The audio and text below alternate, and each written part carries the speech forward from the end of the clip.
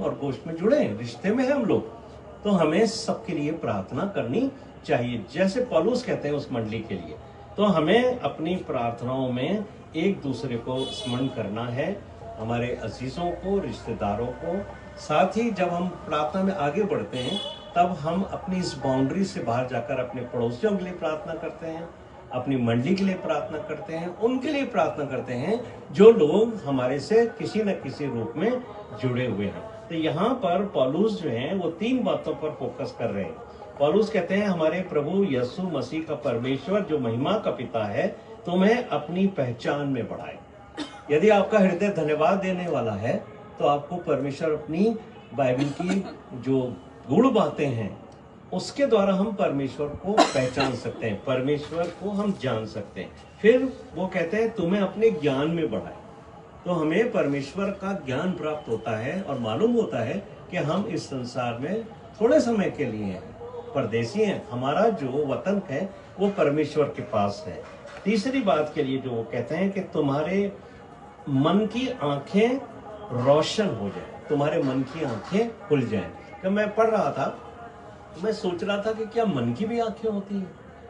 ये आंखें तो हैं जिससे हम संसार को देखते हैं, संसार को हम देखते हैं, बहुत सारे लोग हमें अच्छे लगते हैं, लेकिन इसका ये मतलब नहीं है कि हमारी मन की आंखें भी खुली हो, क्योंकि जब हमारे मन की आंखें खुलती हैं तब हम कुछ और देखने लगते हैं, हम परमेश्वर की नजदीकी को देखने लगते हैं, हम औरों को भी देखने लगते हैं। अभी तो हम जब तक हमारी मन की आंखें नहीं खुली होती हैं हमें सिर्फ वो दिखाई देते हैं जो हमारी अपनी रिक्वायरमेंट है। हम अपने आप को देखते हैं, ज्यादा हुआ हम अपने बच्चों को देखते हैं, और ज्यादा हुआ तो हम अपने ग्रैंड चिल्ड्रंस को देखते हैं। लेकिन उसके बाहर हमें जब परमेश्वर हमारे मन की आंखों को खोल देता है तब फिर हम अपने सब रिश्तेदारों के लिए, पड़ोसियों के लिए, कांग्रीगेशन के लिए और उन सब के लिए भी प्रार्थना करते हैं जो हमारे और आपके साथ कहीं ना कहीं किसी न किसी बात में जुड़े हुए हैं। तो मैं अक्सर भैया के साथ ये बात करता हूँ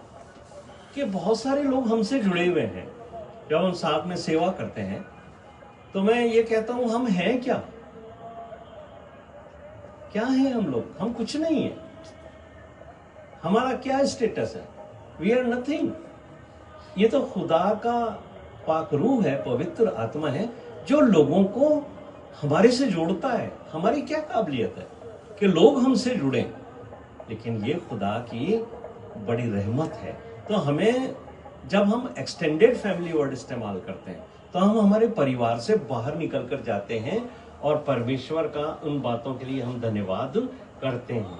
तो गिव थैंक्स टू गॉड। आज हमारा ध्यान है परमेश्वर को धन्यवाद करें। धन्यवाद देने का जो एटीट्यूड है वो आभार प्रकट करता है। जब हमारा संसार में कोई काम कर देता है ना, कोई ऑफिसर होता है, किसी के पास हम जाते हैं, हमें मालूम होता है ये काम है हमारा, ये व्यक्ति करेगा। जब वो व्यक्ति को हम जाते हैं, एक एप्लीकेशन देते हैं, है ना, एप्लीकेशन देते हैं तो उससे हम उम्मीद रखते हैं कि वो हमारे काम को कर देगा। और जब वो हमारे को काम कर देता है तो हम उसको थैंक्स बोलने भी जाते हैं, और कई बार तो हम उसके लिए कोई गिफ्ट ले जाते हैं, और नहीं तो कम से कम हम मिठाई का एक पैकेट तो ले जाते हैं ताकि उसको थैंक्स कर सकें। आए समझ में आपको? तो हम एक मनुष्य का थैंक करने के लिए अपने आप को खोलते हैं। आप देखिए कि उसने एक छोटा सा काम किया लेकिन उसको हम धन्यवाद देते हैं। लेकिन आप अपने जीवन में देखें परमेश्वर ने आपको कितना ब्लेस किया, कितनी आशीषें उसने आपको दी है।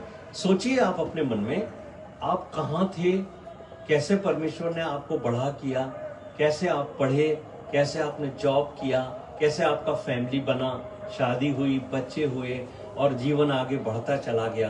तो कितनी ब्लेसिंग्स आपको दी गई हैं। क्या मैं और आप उठते बैठते अपने परमेश्वर को थैंक्स कहते हैं? हम एक इंसान का तो धन्यवाद करते हैं, लेकिन क्या हम परमेश्वर का धन्यवाद करते हैं?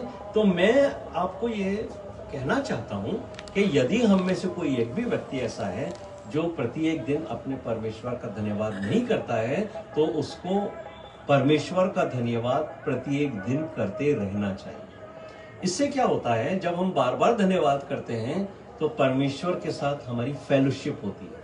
हम अपने ऊपर निर्भर नहीं होते। हाँ, संसार के अंदर हमारा काम कोई ना कोई तो करेगा, जैसे जोना ने 5th क्लास का एग्ज़ाम पास किया तो उसके टीचर्स ने उसको पढ़ाया, उसके पेरेंट्स ने उसकी हेल्प करी। लेकिन ये सब अपॉर्चुनिटीज़ जियाना को क्यों मिली? क्योंकि गॉड ने इसको ब्लेस किया। अगर परमेश्वर इसके साथ ना हो तो ये जो बातें हम सुन रहे हैं कि अच्छे स्कूल में एडमिशन हो, अच्छे टीचर्स मिले, अच्छा एनवायरनमेंट मिले, अच्छे पेरेंट्स मिले, ये सब किसकी वजह से हुआ है? परमेश्वर की वजह से।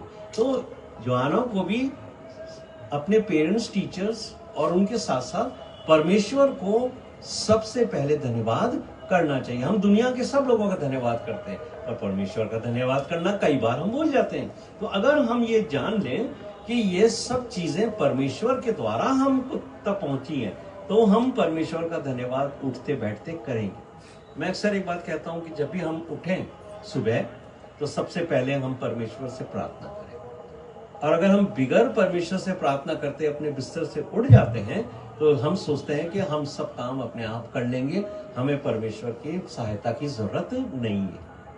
और कई लोग ऐसे होते हैं जो सुबह प्रेयर नहीं करते हैं, ना वो कोई बाइबल रीड करते हैं, ना वो छोटा मेडिटेशन भी नहीं करते, पर वो ड्यूटी पे चले जाते हैं। फिर वो कहते हैं हम तो रात में आकर परमेश्वर का धन्यवाद करते हैं एज अ फैमिली।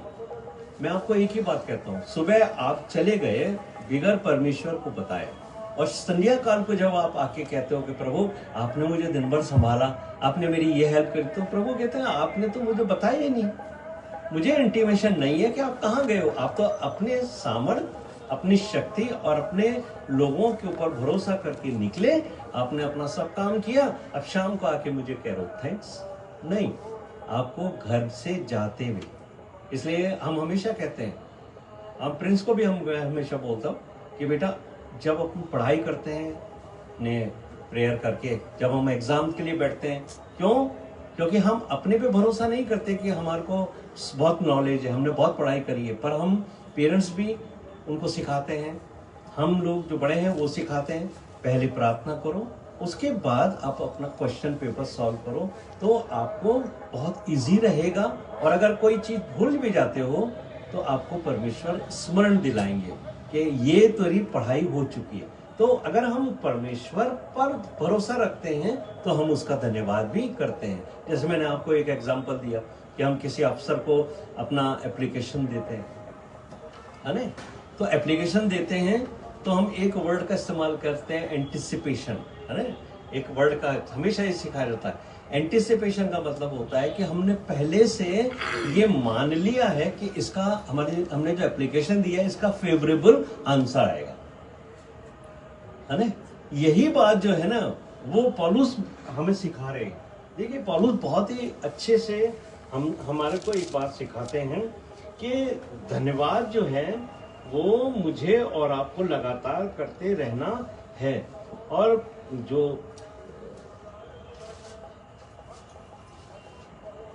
फिलिपियों की पत्री के अंदर पौलुस एक बात कहते हैं, ये फिलिपियों की पत्री और उसका 4था अध्याय और उसके 4थे पद से,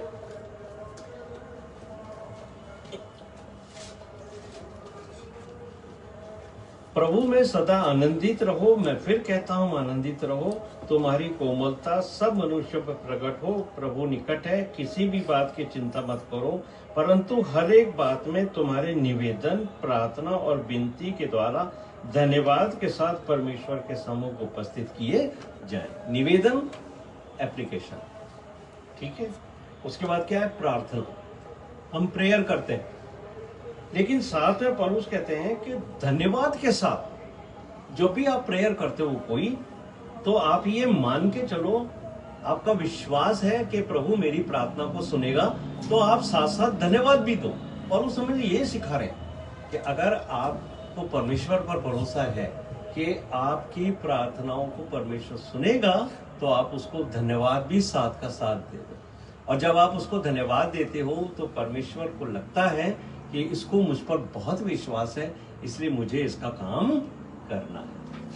मुझे और आपको जो बात भजन 100 के जो हमने पढ़ा, भजन संहिता 100वां अध्याय उसका 4थे पद में लिखा है, भजनकार कहते हैं उसके मंदिर कि द्वार में ही धन्यवाद देते हुए प्रवेश करो। जब आप वर्शिप के लिए चर्च में जाते हैं, आपका एटीट्यूड कैसा होता है, ये सोचने का विषय है।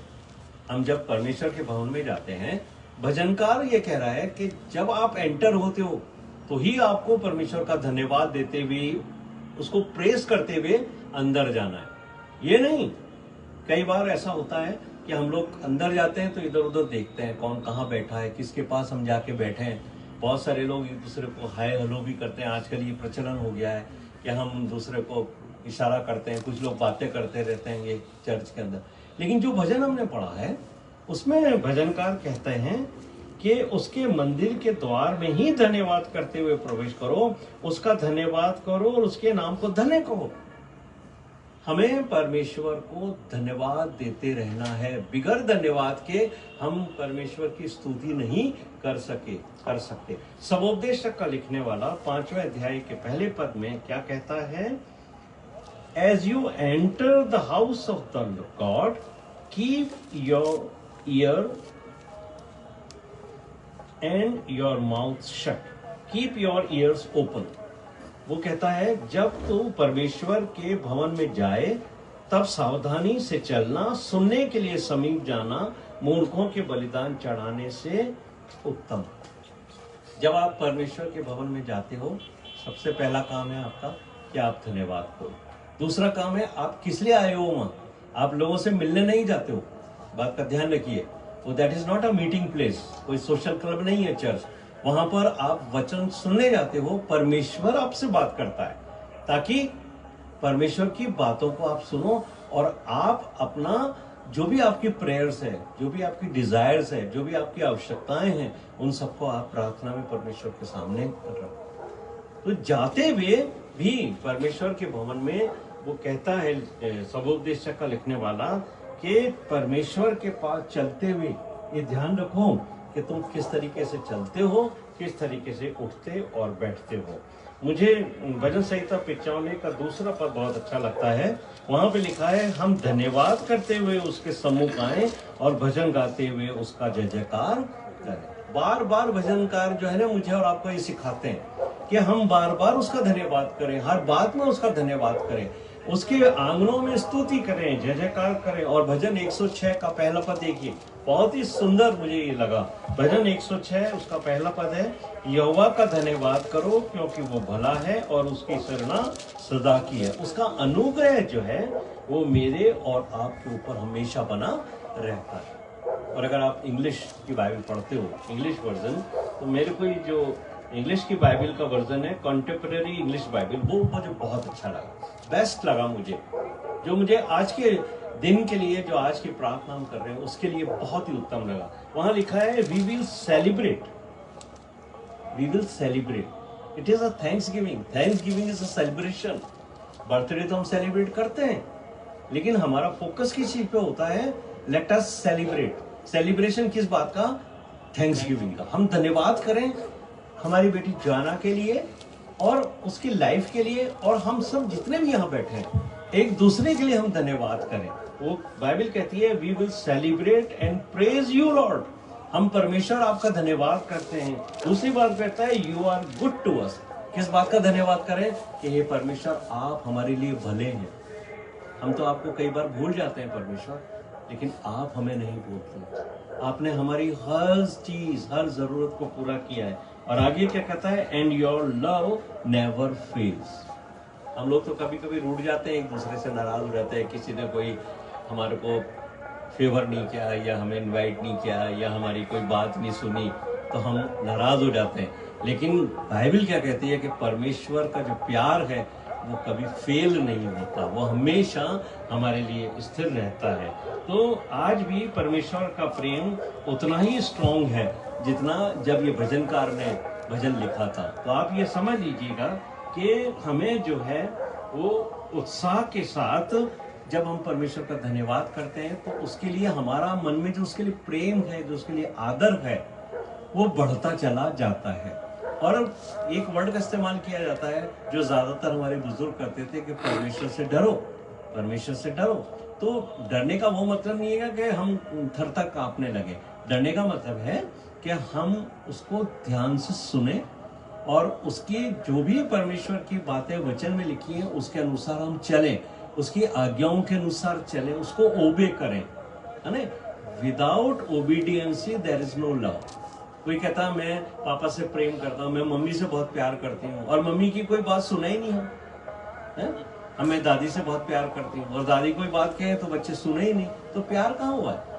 ऐसे ही परमेश्वर हमसे कैसे बात करता है, वो हमारे अपने वचन से बात करता है। तो अगर हम परमेश्वर से प्रेम करते हैं तो हम उसकी बातों को सुनेंगे और बहुत ही उसको महत्व देंगे। एक बात और मैं आज पढ़ रहा था, डैनियल की पुस्तक के 2 अध्याय के 23वें पद में डैनियल ने बहुत अच्छी बात की कि हमें वो सिखाते हैं हमें किस किस चीजों के लिए हमें धन्यवाद देना चाहिए। डैनियल कहते हैं हम अपने पूर्वजों के लिए धन्यवाद करते हैं। वो कहते हैं हे मेरे पूर्वजों के परमेश्वर, मैं तेरा धन्यवाद करता हूँ। बड़ा वंडरफुल चीज। मैंने कहा देखो डैनियल कह रहे हैं परमेश्वर को जो एड्रेस करते हैं, हम तो कहते हैं हे हमारे स्वर्गीय पिता, बहुत अच्छा, लेकिन डैनियल कहते हैं तू मेरे पूर्वजों का परमेश्वर है, मेरे पापा मम्मी का परमेश्वर है, मेरे दादा दादी का, मेरे नाना नानी का परमेश्वर है। हमें अपने पूर्वजों को स्मरण करना है। क्यों करना है? क्योंकि वो एक अच्छा मसीही जीवन हमारे सामने गुजार कर इस पृथ्वी से आगे चले गए। हमारे बड़े पेरेंट्स का धन्यवाद करना चाहिए बच्चों को, है ना, क्यों ना। पेरेंट्स का धन्यवाद क्यों करना चाहिए? क्योंकि आपको एक गॉडली पेरेंट मिले, वो आपको अच्छे स्कूल में एजुकेशन देते हैं, है ना, आपकी केयर करते हैं, आपकी जो नीड्स है वो पूरी करते हैं। तो आपको इन बातों के लिए कि परमेश्वर का धन्यवाद परमेश्वर का करना है, लेकिन किस बात का? कि आपने मुझे एक अच्छे पेरेंट्स दिए। अगर आपके पेरेंट्स आपको अच्छे एजुकेशन ना दें तो आप जिस स्टेटस पे हो आज, जो जिस स्थान पर हो, आप वहां नहीं पहुंच सकते थे। आप इसको हल्का मत समझना। बहुत सारे पेरेंट्स हैं जिन्होंने अपने बच्चों पर ध्यान नहीं दिया और उनके बच्चे उस स्थान तक नहीं पहुंच सके जहां दूसरों के बच्चे पहुंचे। और हम हमारे ग्रैंड पेरेंट्स का धन्यवाद देते हैं, उन्होंने हमारे सामने एक गॉडली लाइफ जी, एक अच्छा लाइफ जी के उन्होंने हमें सिखाया कि बेटा ये है वो रास्ता जिसके ऊपर तुमको चलकर अपना जीवन व्यतीत करना है। तो हमें हमारे बुजुर्गों के लिए, हमारे पूर्वजों के लिए परमेश्वर का धन्यवाद करना चाहिए कि आपने हमें ऐसे फैमिली में पैदा किया जहां हमें ऐसे गॉडली पेरेंट्स मिले, ऐसे गॉडली ग्रैंड पेरेंट्स मिले। अगर देखिए हमारे हाथ में विवाह करना तो एक बार फिर भी आपके हाथ में है कि आप अपनी चॉइस से शादी कर सकते हो, लेकिन किस फैमिली में आप पैदा होते हो आप अपनी इच्छा से अपने पेरेंट्स का चुनाव नहीं कर सकते। जहां आपको परमेश्वर भेजेगा उस घर में आपका जन्म होगा, है ना। आपको परमेश्वर ने कहा आपको फिलिप फैमिली में पैदा होना है, तो आपको परमेश्वर ने फिलिप फैमिली में पैदा किया। आप ये नहीं कर सकते कि मैं उस फैमिली में पैदा हूं, नहीं, ये हमारे हाथ में नहीं है। तो कितनी अच्छी बात है कि आपको ऐसे पेरेंट्स मिले जिन्होंने गॉडली लाइफ जी, उसकी वजह से आपके पेरेंट्स ने जी और उसकी वजह से अब आपको भी ये मौका मिला कि आप आगे बढ़ते जाते हैं। तो मेरे प्रिय भाइयों और बहनों, हमें जो है अपने परिवार के लिए धन्यवाद करना चाहिए, अपने सब रिश्तेदारों के लिए धन्यवाद करना चाहिए और उनके लिए दुआ भी करना चाहिए। जो बात जो है फिलिपियों के 4 अध्याय के 6 पद में वो पौलुस कहते हैं कि किसी भी बात की चिंता मत करो, परंतु हर एक बात में तुम्हारे निवेदन, प्रार्थना, विनती के साथ, धन्यवाद के साथ परमेश्वर के सम्मुख उपस्थित किए जाए। जब भी आप कभी बीमारी के लिए प्रार्थना करते हैं तो आप धन्यवाद दे दीजिए परमेश्वर का, हे प्रभु मैं इस बीमारी के लिए, मेरी बहन के लिए, मेरे अपने लिए या मेरे भाई के लिए, या मेरे को किसी ने कहा है कि उनके लिए प्रार्थना करो। जब आप बीमारी के लिए प्रार्थना करते हो तो परमेश्वर का धन्यवाद दो कि प्रभु मैं विश्वास करता हूँ आपने मेरी प्रार्थना सुन ली और मुझे विश्वास है कि जिसके लिए मैंने प्रार्थना की है वो जरूर चंगे हो जाएंगे। तो धन्यवाद आप तुरंत देते रहो। जैसे जैसे आप धन्यवाद देते हो वैसे वैसे आपकी निर्भरता और आपका विश्वास बढ़ता जाता है। और मैं आपको गारंटी देता हूं कि अगर आपने अपनी प्रेयर्स के बाद धन्यवाद देना शुरू किया तो आपकी कोई भी प्रेयर कभी फेल नहीं हो सकती, कभी आपकी प्रेयर फेल नहीं होगी। और आपको अनुभव है अपने जीवन में, देखिए कितनी कितनी आपने प्रेयर्स करी और कितनी कितनी प्रेयर्स आपकी एक्सेप्ट हुई है। अभी हमारा ट्रांसफर हो जाता है, हम फैमिली से दूर हो जाते हैं, लेकिन फिर हम प्रेयर करते हैं प्रभु मेरे को मेरे परिवार के साथ रहने का मौका दे। मुझे विश्वास है कि आप मुझे साथ रखेंगे और परमेश्वर व्यवस्था कर दे। तो धन्यवाद करना चाहिए हमें। ये तो बहुत सारे लोग अलग अलग जीवन व्यतीत करते रहते हैं। हमें अक्सर कहता हूँ छोटे छोटे बच्चों के लिए भी, जैसे वैसे ही मैं लड़कियों को लिए बात कहता हूँ कि सबसे पहले जब आप उठती हो घर के लिए, आपकी जिम्मेदारी किचन से शुरू होती है।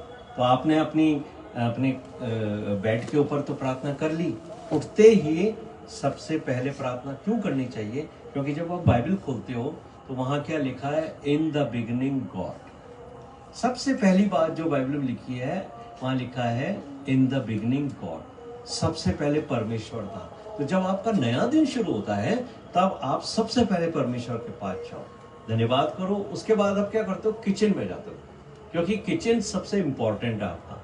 वहां भी मैं सब लड़कियों से, जितनी भी मेरी बहनें बेटियां यहाँ बैठी हैं, उनको मैं स्मरण दिलाता हूँ। आप प्रार्थना करते हो, लेकिन किचन में जाकर एक छोटी प्रार्थना करो, प्रभु आप मेरे किचन को ब्लेस करिए।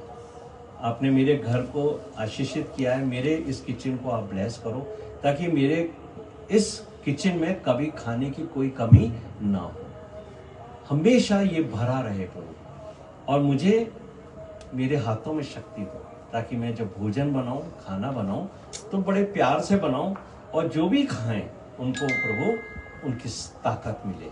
तो जब आप परमेश्वर का धन्यवाद करोगी तो याद रखिए आपके किचन में कभी किसी चीज की कमी नहीं है। परमेश्वर ने आपके किचन को ब्लेस किया है। अभी आपको नहीं मालूम, बहुत सारे ऐसे लोग हैं, ऐसे परिवार हैं जिनके यहाँ एक बार खाना बनता है। हमने गरीबी देखी नहीं है, हमारे पास तो खाना इतना, हम आसूदा हैं, परमेश्वर ने हमें ब्लेस किया है कि हमारे पास कोई कमी नहीं होती। लेकिन बहुत से ऐसे लोग हैं जिनके घरों में सिर्फ एक टाइम भोजन बनता है और सारे लोग एक ही टाइम खाना खाते हैं। गरीबी बहुत है दुनिया में। तो आपके किचन के लिए आपको धन्यवाद करना है, क्योंकि अगर आपके छोटे बच्चे हैं, बड़े बुजुर्ग हैं, घर में कोई मेहमान आ जाता है, सबको आपको भरपूरी से खाने की सुविधा रहे, इसलिए आप आशीष मांगे। शाम के समय अपने परिवार के अंदर बैठकर धन्यवाद करें। एक फैमिली को अपने बच्चों के साथ बैठकर धन्यवाद करना चाहिए। जब हम अलग अलग जॉब के लिए घर से बाहर जाते हैं, बच्चे स्कूल जाते हैं, हमारे अंदर कभी कभी ऐसा घबराहट सी होती है, कहीं कोई एक्सीडेंट नहीं हो जाए, कोई परेशानी नहीं हो जाए, बच्चे आराम से पहुंच जाएं।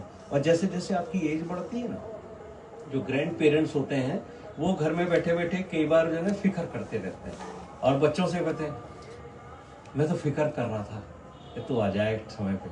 बोले दादा क्या फिक्र कर रहे हो, मैं आ जाऊंगा ना। लेकिन नहीं, ये नेचर है कि हम फिक्र करते हैं, और इस फिक्र से हम परमेश्वर के पास ज्यादा जाते हैं। हमारे बच्चों को आप सुरक्षित ले आए तो पूछिए। और जब बच्चे घर आते हैं, जब आप रात को 12 बजे तक नहीं आते हो ना, तो आपके पेरेंट्स जगे रहते हैं, आपके ग्रैंड पेरेंट्स, उनको नींद नहीं आती है क्योंकि बच्चे बाहर गए। तो जब हम लौट के आते हैं घर पर तो हमें धन्यवाद करना चाहिए। हर बात के लिए धन्यवाद करो। पौलुस कहते हैं हर बात के लिए धन्यवाद करो, बार बार धन्यवाद करो, उठते बैठते धन्यवाद करो। मुझे और आपको, अगर हमने ये बात पकड़ ली कि हमें हर बात के लिए परमेश्वर का धन्यवाद करना है, धन्यवाद करना है, धन्यवाद करना है, कोई समय नहीं लगता। बच्चे आए और आपने उनको देखा, प्रभु मैं आपका धन्यवाद करता हूँ, प्रभु मैं धन्यवाद करती हूँ, मेरे बच्चे सुरक्षित घर में आ गए। ये बच्चे हमें परमेश्वर ने बहुत ब्लेसिंग के बाद दिए।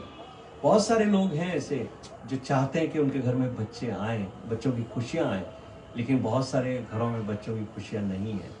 उनसे आप पूछिए कि बच्चों की क्या कथा है। तो हमें जो बच्चे दिए गए हैं उनके लिए उठते बैठते हमें धन्यवाद देना है। तो आइए हम परमेश्वर का एक बार और धन्यवाद करें। और एक अच्छा परिवार हमेशा साथ बैठता है, साथ संगति करता है अपने बच्चों के साथ, अपने पेरेंट्स के साथ, और वो हमेशा परमेश्वर का धन्यवाद करता है। तो मैं और मेरी वाइफ जो है अभी एक गीत गाएंगे आप लोगों के सामने, जो हम लोग अक्सर फैमिली के लिए गाते हैं, और ये गीत पुस्तक में भी है। हमारी जो गीत पुस्तक है उसके अंदर है गीत नंबर 422। सीनाई की जो गीत पुस्तक है उसमें 422 नंबर का गीत है, और वहाँ वो गीत है, कैसा धन्य वो परिवार बहुत अच्छे इसके शब्द हैं, देखिए, कैसा धन्य वो परिवार जो कृष्ण के रहे पास, एक मन से सब प्रार्थना करें, शांति है उसमें वास। बहुत ही अच्छा गीत है, पर हम लोग क्योंकि कम गाते हैं, मंडलियों में गाया नहीं जाता है, इसलिए हम लोग इसको भूल गए हैं। लेकिन ये एक फैमिली के लिए एक ऐसा गीत है कि जब भी हम बैठते हैं अपनी परिवार के साथ, तो कभी ना कभी हमें इस गीत को गाना चाहिए। आप हमारे साथ गाएं, अगर नहीं आता है तो आप सीख भी सकते हैं। कैसा धन्य वो परिवार जो कृष्ण के रहे पास, एक मन से सब प्रार्थना करें, शांति है उसमें वास।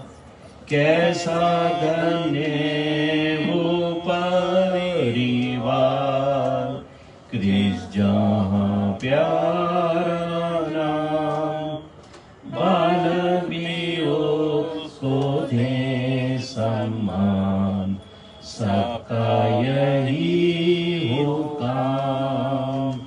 कैसा धन्य वो परिवार, प्रार्थना जहाँ होती, माता पिता वचन से प्यार करते सिखाते भी, प्रभु हमको एकाग्र कर, शांति तेरी पाए, तेरे ही प्रेम में बढ़े, यूं तेरे ही हो जाए।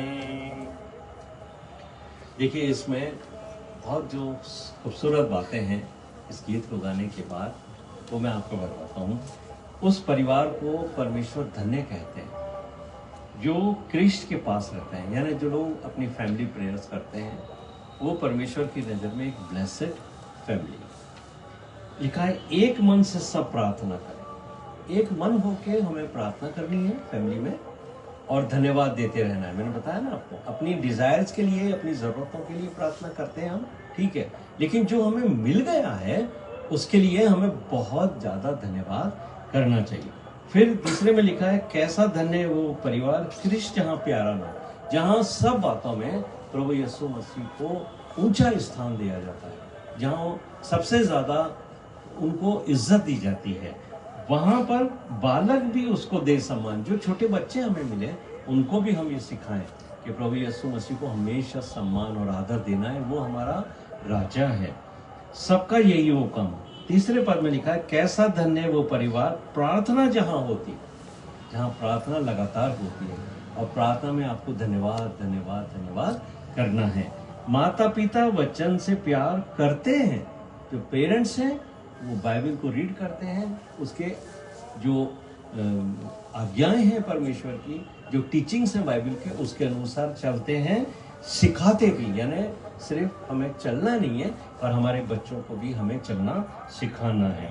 प्रभु हमको एकाग्र कर, हमारा ध्यान जो है वो भटके नहीं। जब हम बाइबल पढ़ते हैं, प्रार्थना करते हैं, हमारा ध्यान इधर उधर नहीं भटकना चाहिए, बल्कि हमें परमेश्वर के सामने एक धन्यवाद मन लेके जाना है कि प्रभु मैं कहाँ था, मैं कहाँ थी, मुझे आपने कहाँ से उठाया, कितना आपने पिछले सालों में ब्लेस किया मुझे, और आज मुझे कहाँ खड़ा किया है।